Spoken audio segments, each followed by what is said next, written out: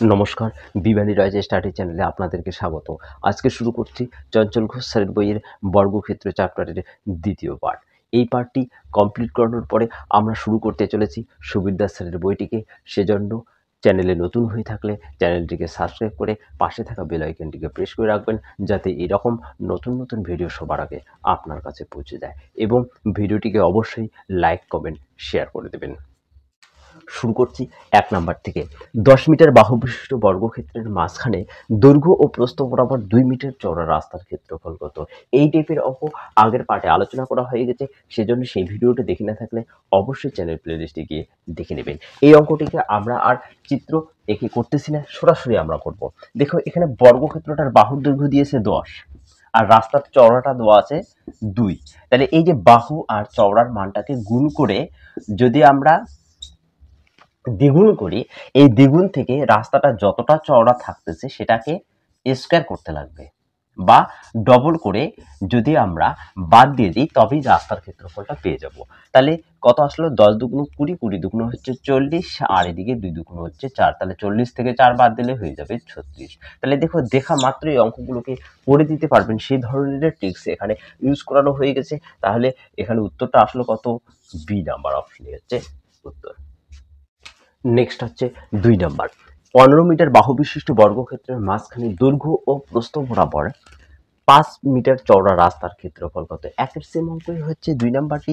এখানে বাহু দেওয়া আছে ১৫ আর রাস্তাটা চওড়া দেওয়া আছে ৫।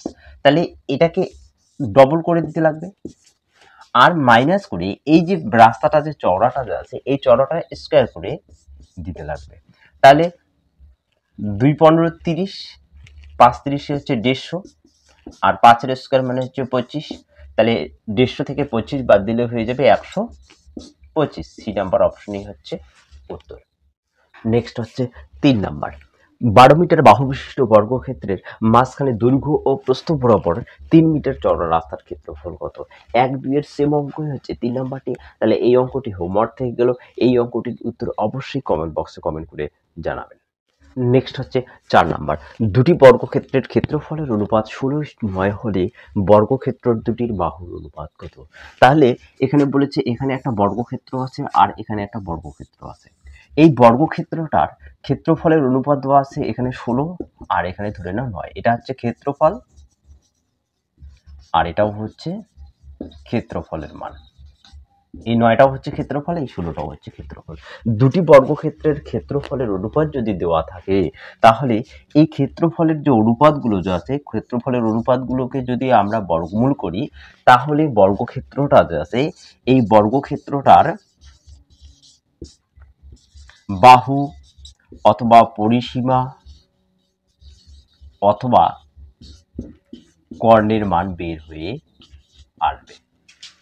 কেমন করে? দেখো, ১৬র বর্গমূল হচ্ছে কত? ৪, আর ৯-এর বর্গমূল হচ্ছে ৩। তাহলে এখানে এই বর্গক্ষেত্রটার কি বের করতে বলেছে? বাহুর মান। তাহলে বাহুর মান এখানে বের হয়ে আসলো ৪:৩। যদি বর্গক্ষেত্রটার পরিসীমা বের করতে চাইতো তবুও এখানে বের হয়ে আসতো ৪:৩। যদি কর্ণের মান বের করতে চাইতো তবুও বের হয়ে আসতো ৪:৩। তাহলে কোন অপশনে আছে? ডি নাম্বার অপশনে আছে। তাহলে ডি নাম্বার অপশনই হচ্ছে উত্তর। তাহলে এই ট্রিক্সের মাধ্যমে আমরা বাহু, পরিসীমা এবং কর্ণের মানটা বের করে দিতে পারবো। নেক্সট হচ্ছে ৫ নাম্বার। দুটি বর্গক্ষেত্রের ক্ষেত্রফলের অনুপাত ২৫:৯ হলে বর্গক্ষেত্র দুটির পরিসীমা কত? তাহলে ৪-এর সেম অঙ্কই হচ্ছে ৫ নাম্বারটি। এখানে ক্ষেত্রফলের অনুপাত দেওয়া আছে কত? ২৫:৯ আছে। তাহলে আমরা অবশ্যই বর্গমূল করব। তাহলে ২৫-এর বর্গমূল হচ্ছে ৫ আর ৯-এর বর্গমূল হচ্ছে ৩। তাহলে এটাই হচ্ছে কার মান? পরিসীমার মান। তাহলে সি নাম্বার অপশনই হচ্ছে উত্তর। নেক্সট হচ্ছে ৬ নাম্বার। দুটি বর্গক্ষেত্রের ক্ষেত্রফলের অনুপাত ৯:৪ হলে বর্গক্ষেত্র দুটির কর্ণের অনুপাত কত? ৪-৫-এর সেম অঙ্কই হচ্ছে ৬ নাম্বারটি। তাহলে এই অঙ্কটি হোমওয়ার্ক থেকে গেলে এই অঙ্কটির উত্তর অবশ্যই কমেন্ট বক্সে কমেন্ট করে জানাবেন। নেক্সট হচ্ছে ৭ নাম্বার। বর্গক্ষেত্রের বাহুর দৈর্ঘ্য ৪ গুণ হলে ক্ষেত্রফল কত গুণ হবে? এখানে এটা একটা বর্গক্ষেত্র, এই বর্গক্ষেত্রটার বাহুর দৈর্ঘ্য দেওয়া আছে ৪ গুণ। তাহলে বর্গক্ষেত্রের বাহুর দৈর্ঘ্য যত গুণ দেওয়া থাকবে তার যদি স্কয়ার করে দেওয়া যায় তাহলে ক্ষেত্রফলটা যে আছে সেই ক্ষেত্রফলটা তত গুণ বেড়ে যাবে। তাহলে ৪ গুণের স্কয়ার মানে হচ্ছে ১৬, তাহলে ১৬ গুণ বেড়ে গেল কি ক্ষেত্রফলটা। তার মানে হচ্ছে বাহুর দৈর্ঘ্য যত গুণ বেড়ে যাবে তার যদি স্কোয়ার করে দেওয়া যায় তাহলে ক্ষেত্রফলটা ঠিক তত গুণ বেড়ে যাবে। তাহলে এ নাম্বার অপশনই হচ্ছে কি উত্তর। নেক্সট হচ্ছে 8 নাম্বার, বর্গক্ষেত্রের বাহুর দৈর্ঘ্য 2 গুণ হলে বর্গক্ষেত্রের ক্ষেত্রফল কত গুণ হবে? তাহলে এই অঙ্কগুলো দেখা মাত্রই করে দিতে পারবেন। এখানে বাহুর দৈর্ঘ্য দেওয়া আছে 2 গুণ, তাহলে এই যে বাহুর দৈর্ঘ্যটাকে যদি আমরা স্কোয়ার করে দিই তাহলে হয়ে যাবে 4 গুণ হয়ে যাবে। এই 4 গুণটা হয়ে গেল কি ক্ষেত্রফল বেড়ে গেল। শুধু বাহুর মানটাকে স্কোয়ার করে দিলেই ক্ষেত্রফলের মানটা ঠিক তত গুণ বেড়ে যাবে। তাহলে কোন অপশনে আছে? সি নাম্বার অপশনে আছে। সি নাম্বার অপশনই হচ্ছে উত্তর। নেক্সট হচ্ছে 9 নাম্বার, বর্গক্ষেত্রের বাহুর দৈর্ঘ্য 3 গুণ হলে বর্গক্ষেত্রের ক্ষেত্রফল কত গুণ বৃদ্ধি পাবে? আগের যে দুটো অঙ্ক যে ছিল সেই দুটো অঙ্কতে বলেছিল বর্গক্ষেত্রের ক্ষেত্রফল কত গুণ হবে, এখন কিন্তু ক্ষেত্রফলটা কত গুণ বৃদ্ধি পাবে। যখন বৃদ্ধি পাবে বলবে তখন কি করতে লাগবে, এই যে বাহুর যে মানটা যে আছে বাহুর মানটাকে স্কোয়ার করে দিয়ে একবার দিতে লাগবে, তবেই ক্ষেত্রফলটা কত গুণ বৃদ্ধি পাবে সেটার মানটা বের হয়ে আসবে। তাহলে 3 এর স্কোয়ার হচ্ছে 9, 9 থেকে একবার দিলে হয়ে যাবে 8। তাহলে বি নাম্বার অপশন হচ্ছে উত্তর। কিন্তু যদি বলতো যে ক্ষেত্রফল কত গুণ হবে তখন শুধুমাত্র এই 3 এর স্কোয়ার হচ্ছে কত 9, তাহলে 9 উত্তর আসতো। যেহেতু এখানে ক্ষেত্রফলটা কত গুণ বৃদ্ধি পাবে, যখন কত গুণ বৃদ্ধি পাবে তখন কিন্তু অবশ্যই এই মাইনাস এক করতে লাগবে স্কোয়ার করে। ঠিক আছে। নেক্সট হচ্ছে 10 নম্বর, বর্গক্ষেত্রের বাহু 22 সেন্টিমিটার হলে বর্গক্ষেত্রের পরিসীমার সমান পরিসীমা বিশিষ্ট বৃত্তের ব্যাসার্ধ কত? এখানে বলেছে বর্গক্ষেত্রের পরিসীমার সমান পরিসীমা বিশিষ্ট বৃত্তের ব্যাসার্ধ। আগে কনসেপ্টটাকে ক্লিয়ার করে নিই, তারপরে অঙ্কগুলোকে আমরা করব। এখানে বর্গক্ষেত্রের পরিসীমা আমরা কি জানি 4 ইন্টু বাহু, এটা হচ্ছে বর্গক্ষেত্রের পরিসীমা। আর বলেছে বৃত্তের পরিধি, তাহলে এই দুটো কি বলেছে সমান। তাহলে এটা তো হচ্ছে বর্গক্ষেত্রের পরিসীমা আর বৃত্তের পরিসীমা হচ্ছে কি হবে 2 পাই r। তাহলে দেখো এখানে 2 এখানে 4 আছে তাহলে কাটানো যায়, তাহলে পড়ে থাকলো কত 2 ইন্টু বাহু আর এদিকে সমান সমান পাই r। যদি আমরা বাহুর মান বের করতে চাই, এক নাম্বার দেখো যদি আমরা বাহুর মান বের করতে চাই তাহলে হচ্ছে কি হবে এদিকে হয়ে যাবে পাই r আর এই 2টা যে আছে এই 2টা নিচে হয়ে যাবে। তাহলে এভাবে আমরা বাহুর মানটা বের করে নেব। তাহলে পাই r বাই হচ্ছে 2।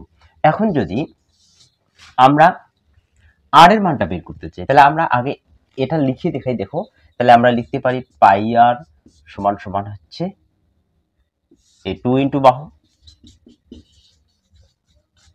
তাহলে যদি আমরা r এর মানটা বের করতে চাই তাহলে এদিকে লিখতে হবে 2 ইন্টু বাহু আর নিচে হচ্ছে এই পাইয়ের মানটা।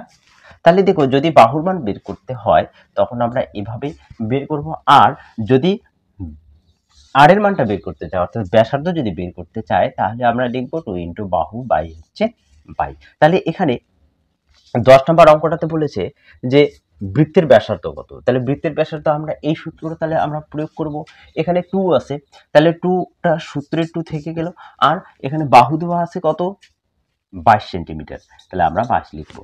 আর নিচে যেহেতু এখানে পাই আছে তাহলে পাইয়ের মান তো 22/7, তাহলে যেহেতু নিচে আছে সেটা আমরা উল্টে দিব, তাহলে লিখবো আমরা উপরে 7 নিচে আসছে 22, তাহলে 22/7টাকে উল্টে দিয়ে লিখতে লাগবে। তাহলে এই 22 এই 22 কেটে গেল, তাহলে পড়ে থাকলো 7 দুগুণ হচ্ছে 14।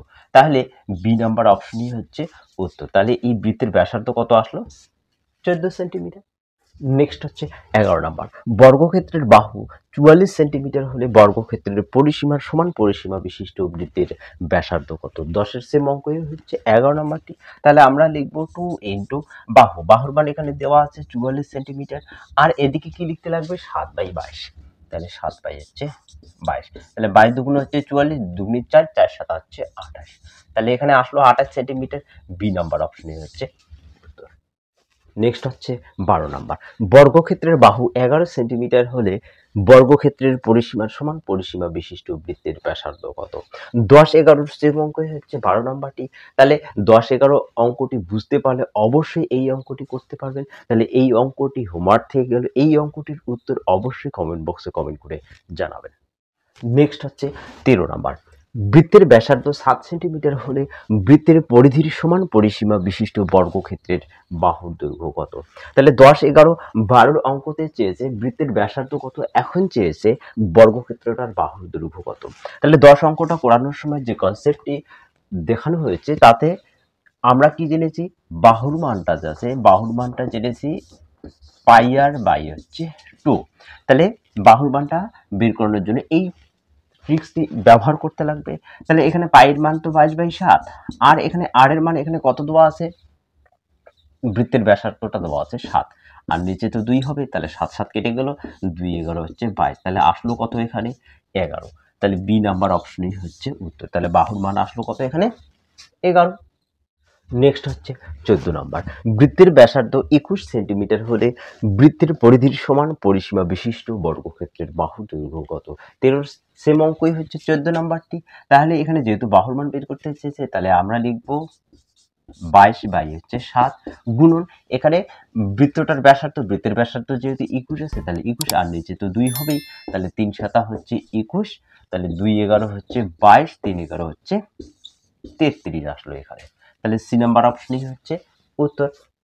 নেক্সট হচ্ছে 15 নাম্বার, বৃত্তের ব্যাসার্ধ 28 সেন্টিমিটার হলে বৃত্তের পরিধির সমান পরিসীমা বিশিষ্ট বর্গক্ষেত্রের বাহুর দৈর্ঘ্য কত? তাহলে 13 14 সেম অঙ্কই হচ্ছে 15 নাম্বারটি। এই অঙ্কটি হোমওয়ার্ক থেকে গেল, এই অঙ্কটিরও উত্তর অবশ্যই কমেন্ট বক্সে কমেন্ট করে জানাবেন। নেক্সট হচ্ছে 16 নাম্বার, এ বর্গক্ষেত্রের বাহুর দৈর্ঘ্য বি বর্গক্ষেত্রের কর্ণের সমান, এ ও বি বর্গক্ষেত্রের ক্ষেত্রফলের অনুপাত কত? তাহলে এখানে এটা একটা বর্গক্ষেত্র, এটা হচ্ছে এ আর এটা হচ্ছে বি বর্গক্ষেত্র। তাহলে এই এ বর্গক্ষেত্রের বাহুর দৈর্ঘ্য যা হবে, এই বি বর্গক্ষেত্রের কর্ণের দৈর্ঘ্য যদি সমান হয়, এটার বাহুর দৈর্ঘ্য আর এটার কর্ণের দৈর্ঘ্য যদি সমান হয়, তাহলে এই দুটো বর্গক্ষেত্রের ক্ষেত্রফলের অনুপাত সর্বদাই 2:1 হবেই। এটা মনে রাখতে লাগবে। তাহলে বি নাম্বার অপশনই হচ্ছে উত্তর। দেখা হচ্ছে নেক্সট ভিডিওতে, ততক্ষণে ভালো থাকবেন, সুস্থ থাকবেন, ধন্যবাদ।